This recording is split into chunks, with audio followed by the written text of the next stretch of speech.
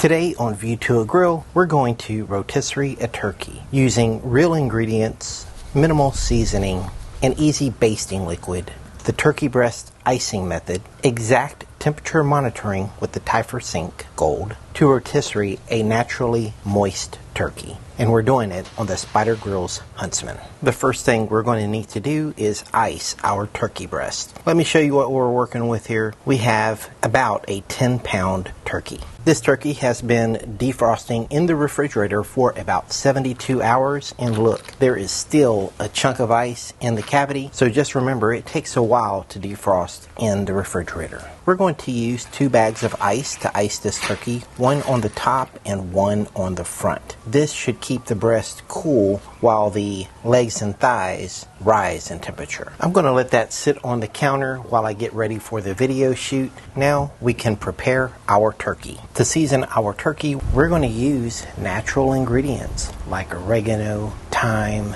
lemon, shallots, garlic, sage, and tarragon. I like to remove the wingtips, but you can leave those on if you want.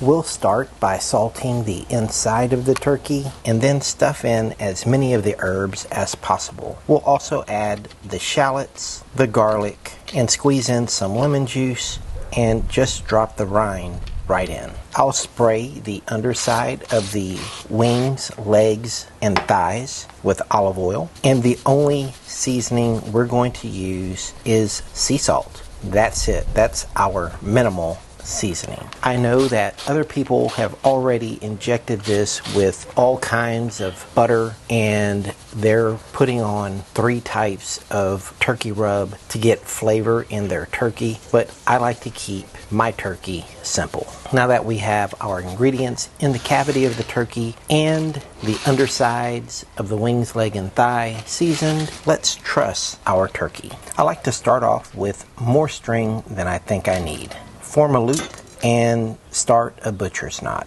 Now I can secure the ankles of the turkey and bring the string along between the turkey breast and the thighs. We'll flip it and then secure the back with another butcher's knot. Now we can flip it again. We'll secure the legs and thighs against the turkey breast and flip at the same time. We'll go ahead, put in another butcher's knot, tighten that up, and flip again, securing the legs and thighs again. I'm doubling up on this turkey. Go ahead and tie another butcher's knot. Flip your turkey again, the wings. This time we're going to secure the wings against the turkey breast. And then flip the turkey again with another butcher's knot. Now this is our last butcher's knot, and then we're going to finish this off with a square knot. Now all we have to do is cut off the excess string and discard. And there you go, a perfectly trussed turkey. I'll get my ice bags back on the turkey while we get the Spider Grill's Huntsman set up. I'm going to be using one of the slow and sear fire baskets. I'll just fill that up with lump charcoal, and once I have that full, then I'll pile on a few more lumps, leaving the top of the fire starter exposed. Now we can light our fire starter, push the fire basket to the back, and then once that's fully lit, we can close the lid and set the Spider Grill's Huntsman to 350 degrees, and then adjust our top vent to look like the picture. Now the Huntsman is coming up to temp. While that's going on, let's finish preparing our turkey. We'll remove those ice bags and then insert the spit through the backside of the turkey. I'll cut a hole in the neck area to allow the spit to come through cleanly. Now we need to install the tines. I like to orient the tines so that 2 of them go through the back of the turkey and 2 of them, hopefully, go through the legs. Now we need to tighten up the thumb screw, and when you do that, make sure that you tighten it up as tight as possible. Now we'll install the top tines, and when you do that, again, 2 tines in the back and 2 tines in the front. I want this on there super tight. Now just as a reminder, if you go to the USDA website, it says that a safe eating temperature is 165 degrees for poultry. Now that our turkey is fully prepared, let's set up our Trussing Gold Dual for the cook. I'm going to use probe number 1 to monitor our turkey thighs. When you're inserting that, be sure to put it past the safe line and find the coolest spot of the turkey thigh as possible. On the app, choose turkey, and I'm going to choose medium well for the 165 degree mark. Click next and then start. Now I'm going to use probe number 2 for the breast. I'm going to go ahead, set up my cook, choose poultry, whole turkey, and for this one I'm going to choose medium well for 160, but that's only because I want the alert to go off sooner so that I can start paying more attention to my turkey. Now I'll just spray the turkey with some olive oil. I feel like this helps in browning and it gives the sea salt something to stick to. Notice that we have a 6-degree temperature difference from the breast and the thighs, and this will help them finish at as close to the same time as we can get. It's not going to be perfect, but it's going to help a lot. Now that we have our turkey seasoned, let's get it on the Spider Grill's Huntsman. One thing I have to say about Spider Grill's Huntsman is that everything fits together extremely tightly. So I often have to jiggle the rotisserie motor just to get this seated in easily. We'll turn that on and just let it go. For our basting liquid, all we're going to do is use some of those herbs we had, squeeze in a little lemon juice, and then melt 1 stick of butter with some of that sea salt. Now that our turkey's on the grill, all we have to do now is monitor our cook. Here we are 1 hour in, and you can see some nice color development on the turkey. All we're going to do is quickly baste the surface of the turkey and then close our lid.